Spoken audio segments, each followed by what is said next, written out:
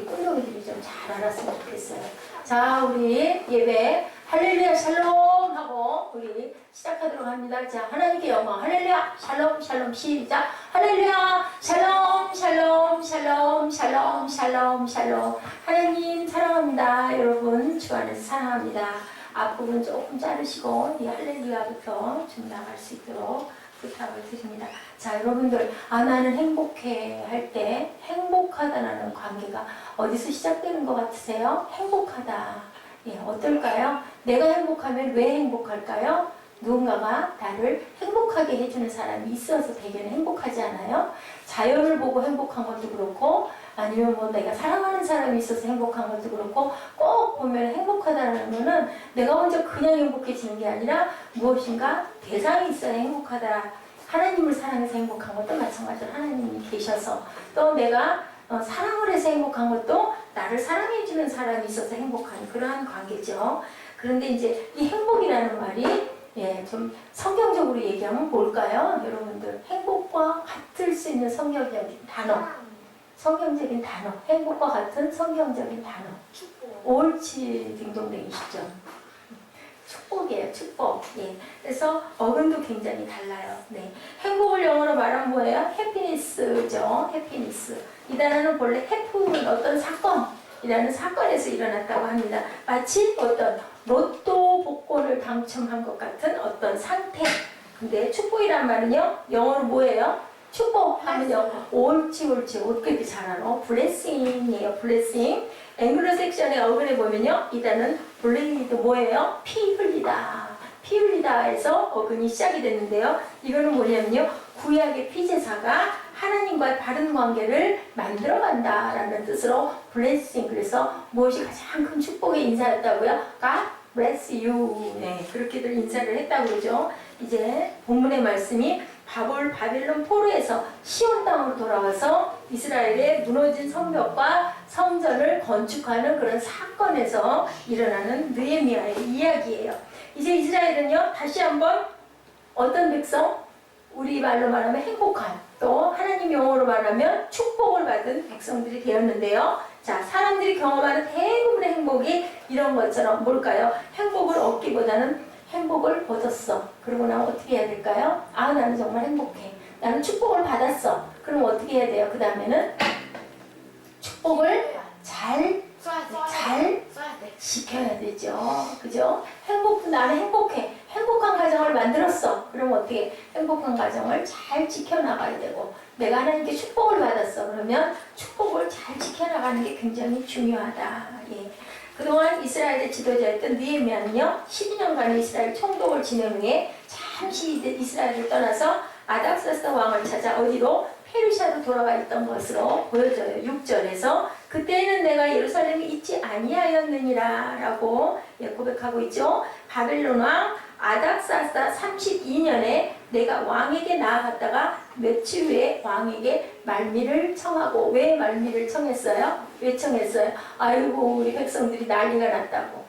예, 지도자가 없어지니까 그냥 아주 그냥 엉망진창이 됐다는 소리를 듣고는 마음이 아파서 말미를 좀 주시옵소서 하고는 가. 근데 이 백성들이 왜 이렇게 됐는가? 어떻게 왜 이렇게 됐어요? 그냥 말씀을 잃어버렸다는 거죠. 말씀을 붙들고 살아야 되는데 그때는 뭐가 귀해서? 성경 말씀이 귀했어요. 느헤미야가 있을 때는 항상 모세의 그 구약의 오경을 열심히 읽었는데, 느헤미야가 없어지고 나니까 그냥 백성들이 그냥 우왕좌왕 말씀을 읽어주는 사람들이 없다 보니까 그냥 어쩔 줄을 모르고, 느헤미야가 떠나가 있었던 기간이 아마도 학자들이 얘기가 조금씩 차이는 있는데 한 1년쯤 되었다라고 얘기를 하고 있습니다. 잘 만들어 놓고 성전과 성벽도 재건해 놓고 잠깐 느헤미야가 페르시아로 떠나 있는 동안에 그냥 백성들이 그냥 우왕좌왕 좌충우돌을 하고 있다는 소리를 듣고는 또 느헤미야가 마음이 아파서 아닥사스다 왕에게 부탁을 해가지고 다시 고향으로 돌아온 사건이 지금 나오고 있습니다. 그렇다면 하나님의 백성들의 축복을 지키는 비결은 무엇일까? 무엇을 우리가 잘 굳게 잡고 가야 돼요? 무엇을 굳게 잡고 가야 돼요? 무엇을? 하나님의 믿음은 어디서 와요? 마음. 하나님의 말씀에서 오죠. 말씀을 굳게 잡고 가야 된다 인 거예요. 자, 잠시 지도자 느헤미야가 이스라엘을 떠나 있는 동안 백성들이 방황한 중요한 원인 13장 1절에 보니까 어떻게 시작이 되고 있어요? 13장 1절 우리 한번 읽어보실까요? 그날 모세의 책을 낭독하여 백성에게 들렸는데 그 책에 기록하기를 암몬 사람과 모압 사람은 영원히 하나님의 총회에 들어오지 못하리니 이렇게 얘기를 하고 있어요. 그랬더니 2절에 뭐라고 그래요? 이는 그들이 양식과 물로 이스라엘 자손을 영접하지 아니하고 도리어 발람에게 뇌물을 주어 저주하게 하였습니다. 그러나 우리 하나님이 그 저주를 돌이켜 복이 되게 하셨다 하였는지라 이렇게 얘기를 하고 있고요. 3절에 보니까 백성이 율법을 듣고 우리 함께 읽으실까요? 섞인 무리를 이스라엘 가운데 모두 분리하였느니라. 율법을 백성들이 무엇을 듣고? 이 율법을 듣고가 굉장히 중요합니다. 들어야 되죠. 하나님의 그 믿음이 어디서 생겨요?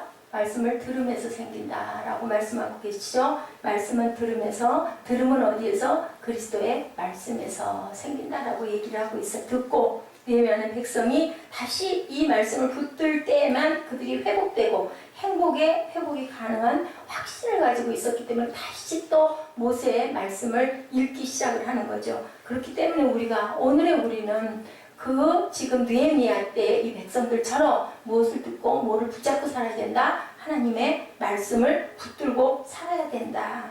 인기나 명예나 권력 누가 그랬다고 그러죠? 성경 말씀 읽는다고 돈이 생깁니까? 라고 얘기했던 사람이 있어요. 돈을 붙들려고 해서는 붙들리는 게 아니고요. 명예를 붙들려고 한다고 붙들리는 게 아니죠. 돈이 생기나요? 라고 얘기했던 사람이 있었어요. 인도에 사역한 이 스탠리 존스라는 분이 있었는데요. 그가 성경의 중요성을 가르칠 때 한 인도 청년이 그렇게 물었다고 해요. 선생님, 이렇게 성경을 붙들고 산다고 돈이 생기나요? 네. 직장이 생기나요? 그때 스탠리 존스가 이렇게 대답했다고 합니다. 한 가지 분명한 약속을 할 수 있겠네. 만약에 자네가 성경 말씀을 붙들고 가면 성경 말씀이 자네를 이끌고 갈 것이네 라고 이렇게 대답을 했대요. 성경 말씀 안에 모든 게 다 있는데 축복이 다 들어있는데 이거 축복이 나를 끌고 가면 나는 뭐가 될까요? 축복을 받은 자가 되지 않겠습니까? 성공이 문제겠습니까? 돈이 문제겠습니까? 그죠? 그런 모든 것들은 다 순간이라고 얘기를 하는데요. 영원토록 변함없는 행복을 누리고 지키는 유일한 비밀이 바로 뭘까? 하나님의 말씀을 붙들고 갈 때 그 말씀이 거꾸로 나를 끌고 간다는 것을 여러분들 절대 잊지 마시기 바랍니다. 두 번째는요, 우리는 어떤 인생을 살아야 될까? 구별된 인생을 살아야 된다라고 말씀하고 계세요. 오늘 본문에 느헤미야가 이스라엘에게 말씀을 읽고 첫 번째 요구한 것이 무엇이었어요? 암몬과 모압 사람들과는 분리하였다. 분리가 뭐예요? 분리케 되었느니라. 그 분리가 뭘까요? 분리되었다. 구별되었다. 그죠? 자, 우리 성도와 세상 사람들과는 분리되었다. 구별되었다. 그죠? 우리가 세상 사람들 속에 들어가서 그 사람들을 변화시켜야지 내가 세상 사람들 속으로 쑥 들어가가지고 파묻혀버리면 안 되죠. 분리가 되었다. 3절에 백성이 율법을 듣고 곧 섞인 무리를 이스라엘 가운데서 몰수히 분리케 하는 이는 뭐예요? 몰수히 무슨 뜻일까요? 몰수히 이게 옛날 표현인데요. 몰수히 뭘 것 같아요? 몰수히 분리케 하였느니라. 한번 맞춰보세요. 몰수히 분리케 하였느니라. 그 내용을 쭉 보니 뭐가 맞을 것 같아요? 몰수히 분리케 하였느니라. 온전히 분리케 하였느니라. 아주 확실하게 분리케 하였느니라. 재밌는 표현이죠. 저도 이거 찾아봤거든요. 몰수히라는 게 무슨 뜻인가? 자, 요즘 세속화로 굉장히 이런 그 성별되는 것들이 정말 약해졌어요. 그런데도 불구하고 하나님은 느헤미야 13장 3절에서도 몰수히 온전히 분리케 하였다라고 얘기하고 있어요. 4절 이하를 보면요, 이스라엘 백성이 구별된 삶을 살기 위하여 두 가지 경건의 실천 생활을 요구하고 있어요. 그 두 가지 영역은 뭐와 무엇으로? 11조의 실천과 안식일 준수 두 가지로 나뉘고 있다는 것을 볼 수가 있습니다. 4절 이하에 우리 한번 잠깐 볼까요? 우리 13장 4절 이하. 자, 우리 한 8절경까지 같이 한번 읽어볼까요? 이전에 우리 하나님의 전에 방을 맡은 제사장 엘리야십이 도비아와 연락이 있었으므로 5절 도비아를 위하여 한 큰 방을 만들었으니 그 방은 원래 소재물과 유황과 그릇과 또 레위 사람들과 노래하는 자들과 문지기들에게 뭐를 줘요? 11조를 주는 곡물과 새 포도주와 기름과 또 제사장들이 주는 거제물을 두는 곳이라. 그때에는 내가 예루살렘에 있지 아니하였느니라. 바벨론 왕 아닥사다 32년에 내가 왕에게 나아갔다가 며칠 후에 왕에게 말미를 청하고 예루살렘에 이르러서야 엘리야십이 도비아를 위하여 하나님의 전들의 방을 만든 악한 일을 안지라. 하나님의 전에다 방을 만들었어요. 8절에 내가 심히 근심하여 도비아의 세간을 그 방 밖으로 어떻게 했어요? 다 내어 던지고. 이거 보니까 뭐와 같아요? 예수님이 성전을 깨끗하게 하려고 장사꾼들의 모든 것들을 확 쓸어 엎어버리고 다 집어 던져버렸던 사건이 있죠. 이거와 똑같은 그런 일이 일어나고 있어요. 네, 하나님의 전에다가 방을 만든 것을 다 방 바깥으로 세간을 던지죠. 9절에 명령하여 그 방을 정결하게 하고 하나님의 전에 그릇과 소재물과 유황을 다시 그리로 들여 놓았느니라. 10절에 내가 또 알아본즉 레위 사람들이 받을 몫을 주지 아니하였으므로 그 직무를 행하는 레위 사람들과 노래하는 자들이 각각 자기 밭으로 도망하였기로 내가 모든 민장들을 꾸짖어 이르기를 하나님의 전이 어찌하여 버림바 되었느냐 하고 레위 사람을 불러 모아 다시 제자리에 세웠다. 이에 온 유다가 곡식과 새 포도주와 기름의 11조를 가져다 곳간에 드렸다. 레위 사람들에게 11조를 주지 않으면 레위 사람들이 살까요? 죽을까요? 뭐 먹고 살까요? 레위 사람들은 받은 기업이 없어요. 그렇기 때문에 사람들이 백성들이 11조를 줘야 그 사람들은 먹고 살아요. 레위 사람들은 뭐 하는 사람? 제사를 드리는 제사장들의 그런 집안이에요. 지금으로 보면 목사 직분에 있는 사람들, 뭐 성도들이 11조를 내서 목사님들 그 급여를 주시죠. 그런 것처럼 똑같이 그때는 구약에는 이렇게 11조들이 들어와야 레위 사람들이 먹고 살았다라는 이야기를 여기서 하고 있어요.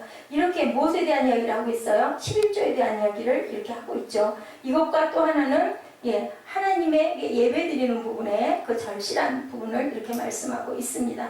이렇게 보면 이스라엘 백성이 구별된 삶을 살기 위해서 두 가지 경건 뭐다고요? 11조 실천과 안식일 준수.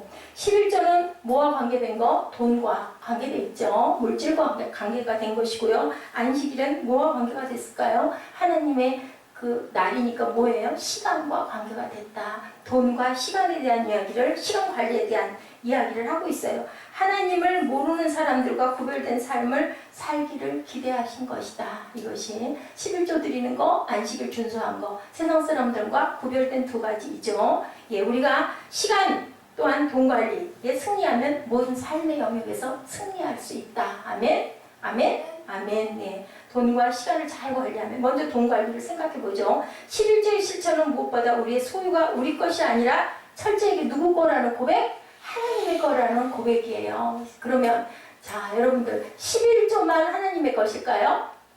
10의 1만 하나님의 것일까요? 아니요. 그러면 10의 10이 다 하나님이 주셨어요. 근데 거기서 10의 1을 왜 드릴까요? 하나님의 일에 내가 드려요. 그게 뭐예요? 아유 하나님 감사합니다. 내가 열의 9을 갖고 먹고 하나님께 제일 먼저 첫 열린 거 먼저 하나님께 드립니다 하고 11을 하나 떼서 하나님께 올리는 거죠. 나머지 10분의 9까지도 하나님의 것임을 인정하는 것이 바로 11조라는 거. 그런데 어떤 성도가 만일 10분의 1도 드리지 못한다면 그렇다면 그 사람이 성도일까를 생각해 봐야 된다는 거죠. 그가 10분의 9를 주의 뜻대로 사용하며 살아간다라고 생각할 수가 있겠느냐라는 거예요. 10의 1도 드리지 않는 사람이 10의 9를 하나님의 것입니다 할 리가 없다라는 거죠. 느헤미야는 자기 백성의 행복을 위해서 생애를 바친 지도자였었어요. 이렇게 훌륭한 지도자였었는데 무엇보다 이 11조의 회복을 굉장히 열망하고 강조했다는 것을 우리가 알 수가 있어요.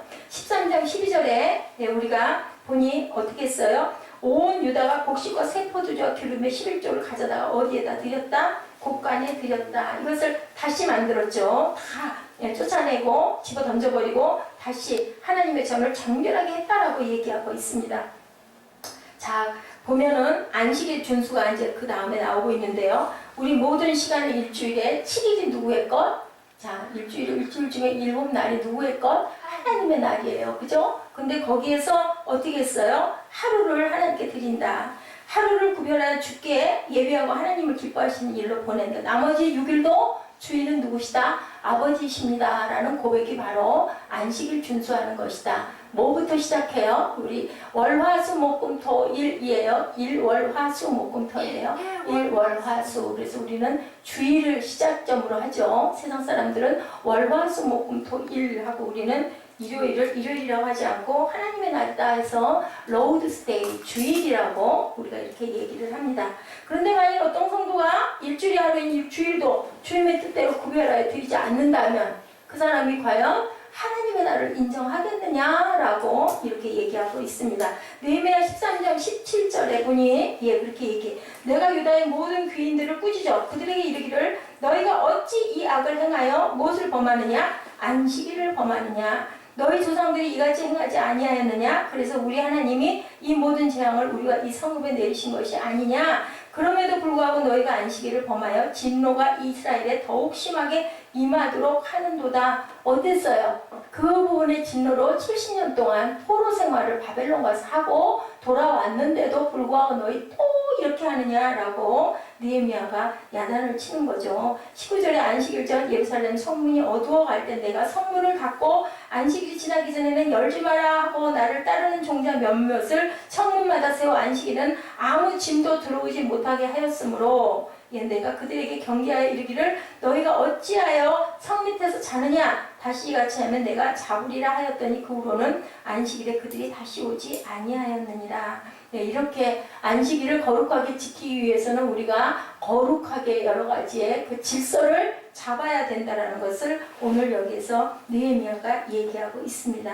주일의 그 한 예배를 온전히 드리지 못한다면, 그래서 우리 그 큰 중대형 교회에서도 우리 교회도 마찬가지고 어떻게 해요? 유년부를 잘 섬기고 일부를 잘 섬기고 그 다음에 우리 예배를 우리가 경건하게 드리죠.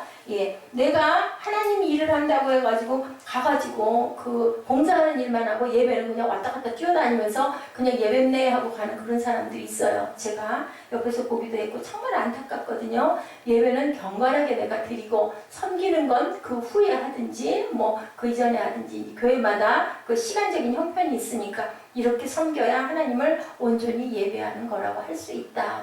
섬김은 우리가 봉사하는 거기 때문에 우리가 또 은혜를 받아야 봉사를 할 수가 있죠. 주변에 있든지 그렇게 하고 주일날 예배 잘 드리고 반나절 정도가 지나가죠. 그러고 나면 또 나머지는 가족들과 함께 가정 예배를 드린다든지 아니면 아픈 사람들 신방을 한다든지 그리고 또한 또 어떤 교회에서는 그 청년구역 해가지고 또 청당년들이 따로 이렇게 모이는 그러한 그 저녁 예배들을 드리는 부분들도 있다고 합니다. 형제 목장교회라고 이렇게 이름을 붙여놨다고 그래요. 자, 우리가 이렇게 독특한 행복이 있어야 우리가 살아가는데 기쁨이 있다. 네, 여러분들 제가 재채기를 좀 했습니다. 왜 안 돼요? 자, 우리가 돈을 모으거나 시간을 낭비하는 데서가 아니라 우리의 돈과 시간이 하나님의 뜻을 이루는데 쓰여짐을 우리가 감격하고 기뻐할 수 있어야 된다. 그래서 너희가 하나님이 뭐라고 말씀하셨어요? 다른 건 모르겠는데 명령하신 게 딱 있다고 하죠. 기뻐하라.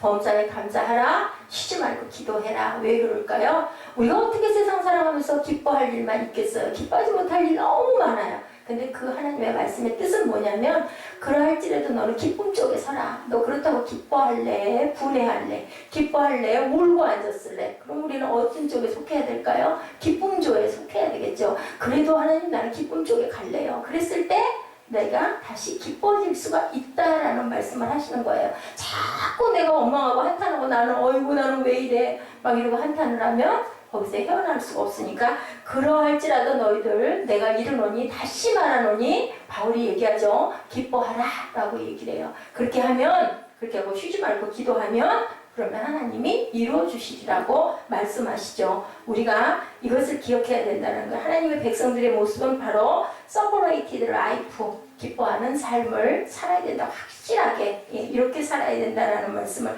하고 있어요. 그리스도인의 행복은 세상과 동화하지 않고 세상과 다르게 사는 거, separated, 구별된 삶을, 구별된 인생을 살아야 된다라고 얘기합니다. 그렇게 하면서 우리는 어떻게 해야 된다? 기도로 아까 말씀드린 것처럼 도움을 구해야 된다. 그러할지라도 기뻐하고, 그것이 너무너무 공부가 아프니까 아버지 나는 기뻐하고 싶은데요. 하나님 힘이 없어요. 힘 주시옵소서. 하나님 기뻐할 수 있게 해주시옵소서 하고 우리는 항상 기도해야 된다. 느헤미야 1장에 우리는 느헤미야가 기도하는 것으로 이 책의 드라마가 열리는 것을 보았어요. 조국에서 기도하는 느헤미야로 그 나라 성벽을 건축하죠. 느헤미야서 1장 한번 볼까요? 제가 아까 찾아서 읽어봤는데 자, 여러분들 느헤미야 1장 1절 한번 찾아서 읽어봐 주시기 바랍니다. 하갈랴의 아들 느헤미야의 말이라. 락사스다 왕 제20년 기스롤에 내가 수상궁에 있는데 내 형제들 가운데 하나인 하나니가 두어 사람과 함께 유다에서 내게 이르렀기로 내가 그 사로잡힘을 면하고 남아있는 유다와 예루살렘 사람들 형편을 물은 중. 이제 얘기하죠. 그들이 내게 이르되 사로잡힘을 면하고 남아있는 자들이 그 지방 거기에서 큰 환난을 당하고 누명을 받으며 예루살렘 성은 허물어지고 성문들을 불탔다 하는지라. 내가 이 말을 듣고 앉아서 어떻게 했어요? 울고 수일 동안 슬퍼하며 하늘의 하나님 앞에 금식하며 기도하여 이렇게 시작을 했어요. 그리고 마지막에도 어떻게 했어요? 우리 아까 봤죠? 끝장에 기도하였더라 라고 얘기하고 있죠. 보니까 30절, 31절, 28절에 보니 29절부터 내 하나님이여 그들이 제사장의 직분을 더럽히고 제사장의 직분과 레위 사람에 대한 언약을 어겼사오니 그들을 기억하옵소서. 내가 이와 같이 그들에게 이방 사람을 떠나게 하여 그들을 깨끗하게 하고 또 제사장과 레위 사람의 반열을 세워 각각 자기 일을 맡게 하고 또 정한 기한에 나무와 처음 입은 것을 드리게 하였사오니 내 하나님이여 나를 기억하사 복을 주시옵소서. 이게 뭐예요? 기도하는 거예요. 그죠? 이렇게 느헤미야는 정말 하나님을 사랑하고 하나님께 항상 기도하는 온전한 사람이었다라고 이렇게 얘기를 하고 있어요. 우리가 이것을 본받아 가야 되겠죠. 나를 기억하사 복을 주옵소서. 나를 기억하사 계속 얘기하고 있습니다. 보니까 31절에도 나를 기억하사 복을 주시옵소서 이렇게 기도로 마치는 부분들이 이렇게 있다라는 것을 우리가 볼 때도 항상 기도할 줄 아는 마음을 가져야 된다. 제가 아까 기도할 때도 얘기했지만요. 내 뜻대로 되는 일은 거의 없어요. 특히나 요즘에 제가 보면 그래요. 13장 14절 22절 29절에 다 나를 기억하옵소서. 14절에 내 하나님이여 이 일로 말미암아 나를 기억하옵소서. 22절에 내가 또 레위 사람들에게 몸을 정결하게 하고 와서 성문을 지켜서 안식일을 거룩하게 하라 하였느니라. 내 하나님이여 나를 위하여 이 일도 기억하옵시고 주의 크신 은혜대로 나를 아끼시옵소서. 기도하는 거죠. 계속 29절에 내 하나님이여 그들이 제사장의 직분을 더럽히고 제사장의 직분과 레위 사람에 대한 언약을 어겼사오니 또한 누구를 중보하죠? 그들을 기억하옵소서. 나만 욕심을 내는 게 아니라 그들을 기억하옵소서. 내게 주실 능력과 도움을 위해서 무릎을 꿇고 기도했던 느헤미야의 마음과 모습을 우리가 닮아가야 된다. 내일을 위한 놀라운 약속이 그렇게 했을 때 저와 여러분에게 함께할 것을 믿습니다.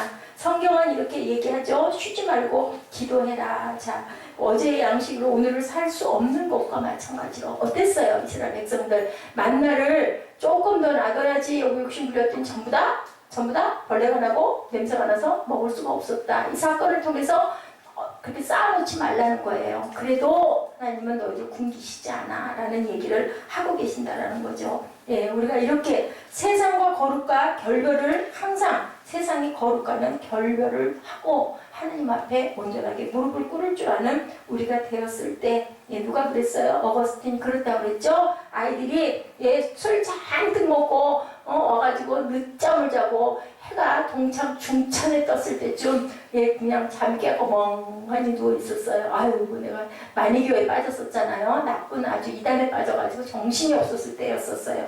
그랬는데 그냥 단순한 아이들이 얘기하죠. 토올레레고 펴서 읽어봐. 이 사건을 통해서 물끄러미 보고 있다 보니까 선발 위에 먼지가 뽀얗게 쌓여있는 까만 가죽의 성경책이 보였다는 거예요. 아이들이 펴서 읽어라 라고 그냥 단순하게 하는 건데 그 소리가 예사롭게 그날따라 들리지가 않았다라는 거죠. 그래서 성경을 탁 펼쳐서 읽었더니 13장 12절 후반에 로마서죠. 밤이 깊고 낮이 가까웠으니 그러므로 그랬을 것 같아요. 낮이 가까웠죠. 밤이 깊고 지금 뭐 어거스틴은 한낮에 있으니까 낮이 가까웠으니 우리가 어둠의 일을 보고 빛의 갑옷을 입자. 낮에와 같이 단정히 행하고 방탕과 술 취하지 말고 방탕하고 술 취했잖아요. 지금 본인이 네 그리고 음란과 호색하지 말며 조미나 했겠습니까? 예, 쟁투와 시기하지 말며 오직 주 예수 그리스도를 옷 입고 정욕을 위하여 육신의 일을 도모하지 말라. 그 소리에 그만 그냥 화살같이 가슴에 확 꽂혔다고 그러죠. 깜짝 놀랐다고 그러죠. 그걸 읽으면서 눈에서 눈물이 줄줄줄줄 흐르고 그냥 자기도 모르게 무릎을 확 꿇고 앉았다고 그래요. 이 사건을 통해서 놀라운 성이 붙은 어거스틴, 성 어거스틴이 탄생하는 순간이었어요. 어머니가 정말 기도를 많이 하셨죠. 눈밭에 집어 던져지면서 발길로 아들에게 걷어차여지면서까지 기도를 했던 그 기도가 결국은 이렇게 아름다운 결실을 맺었다라는 거예요. 예, 그가 얼마 동안 기도가 일어섰을 때요. 그는 더 이상 그 옛날에 본인의 모습이 아니었다라고 고백했다고 합니다. 기독교 역사상 가장 위대하고 거룩한 영향을 끼칠 어떤 사람, 세 사람이 되어서 일어나고 있었다라는 거예요. 이렇게 만약에 될 수 있다라고 우리가 미리 보여지면 뭐 어떤 고난인들 우리가 뭐 겁내하겠습니까? 근데 문제는 그것을 하나님이 보게 하지도 못하고 알게 하지도 못하고 언제일지도 모른다라는 게 문제인데 우리 새벽에 나눠준 것처럼 가장 중요한 거는 인내하고 우리 참을 줄 알아야 된다. 그랬을 때 분명히 하나님이 돌려주신다. 예, 그날 그에게는요 3가지 결단을 했대요. 첫째는 거룩한 말씀을 붙들고 살아갈 것이다. 두 번째는 세상과 구별된 삶을 살기로 결단을 했답니다. 그리고 기도의 무릎을 꿇고 가겠다라고 결심을 하고 그 다음부터는 그렇게 아주 엄청난 일을 행하는 축복받은 자가 되었다라고 이렇게 얘기를 하고 있어요. 예, 우리가 그렇다면은 축복을 우리 상대방들에게 May God bless you 하고 기도해야 되겠죠. 우리도 성 어거스틴처럼 이제는 결단하고 하나님의 말씀을 가까이 세상과 구별된 삶을 그리고 항상 기도의 무릎을 꿇는 우리들. 내가 목표를 정했고 소망을 가지고 있다면 어떻게 해야 될까요? 무릎 꿇어 기도하시기 바랍니다. 항상 눈을 뜨고도 운전하실 때도 항상 기도하고 다니시기 바랍니다. 예, 영국 일간지예요. 예, 런던 타임지의 가장 행복한 사람. 예, 이것만 제가 말씀드리고 예배를 마칠 건데요. 예, 가장 행복한 사람이 정의를 현상 모집을 했대요. 그래서 1, 2, 3, 4위가 정해졌는데 아주 재밌어요. 1위는요, 모래성을 막 완성한 아이가 가장 행복한 사람의 모습이었대요. 그랬을 것 같지 않습니까? 얼마나 천진하게 모래성을 만들어 놓고 기뻐했겠어요. 가장 행복한 사람으로 뽑혔대요. 2위는 아기를 목욕시키고 난 어머니의 모습, 아이를 바라보는 어머님을 천사의 모습이라고 하죠. 어머니들은 각 가정에 하나씩 천사를 하늘 아버지가 내려주셨다. 그게 바로 어머니들이라는 얘기가 있죠. 3위는요, 세밀한 공예품 장을 다 짜고 나서 휘바람을 부는 목공이었다. 이렇게 성취가 이렇게 아주 기쁜 거예요. 내가 뭔가를 하나를 만들고 났을 때 내 기쁨, 그죠? 4위는 어려운 수술을 성공하고 막 한 생명을 구한 의사의 모습이었다라고 1, 2, 3, 4위가 이렇게 정해졌다라고 합니다. 행복이요, 크고 좋은 일에서만 온다고 생각하지만요, 사실은 아주 작은 일에서도 우리에게는 행복이 온다라는 것을 잊지 마시고요. 시편 34편 10절에 얘기하네요. 젊은 사자는 궁핍하여 주일지라도 여호와를 찾는 자는 모든 좋은 곳에 부족함이 없으리로다. 네. 우리가 이 현상 모집한 이 결과처럼 우리 이 4가지 중에서 뭐 할 수 있을까요? 아기의 목욕을 잘 시키고 난 어머니도 될 수 있고요. 아름다운 공예품 장을 짠 장인도 될 수 있잖아요. 우리 나름대로 우리가 잘하는 거 뭔가 하나를 꼭 공예품 아름다운 장이 아닐지라도 내가 잘할 수 있는 거 뭔가 아니면 아내가 맛있는 음식을 정말 정성껏 그렇다고 그러죠. 가장 맛있는 음식은 안에 정성이 들어있는 그런 음식.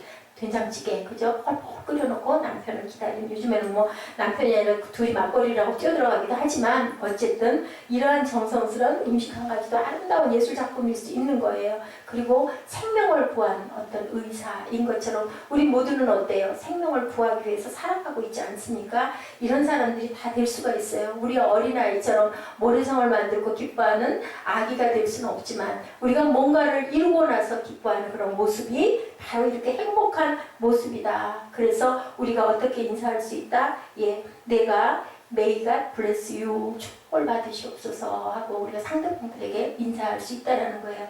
우리 상대편 눈들을 바라보고 May God bless you 하고 우리 입술로 고백하시고 우리 찬양하시는 시간 갖도록 합니다. May God bless you, May God bless you, May God bless you. 축복 받으십시오. 네, 하나님 사랑합니다. 우리 찬양하고 결단하는 시간 갖도록 하죠. 예, 하나님 나는 행복합니다.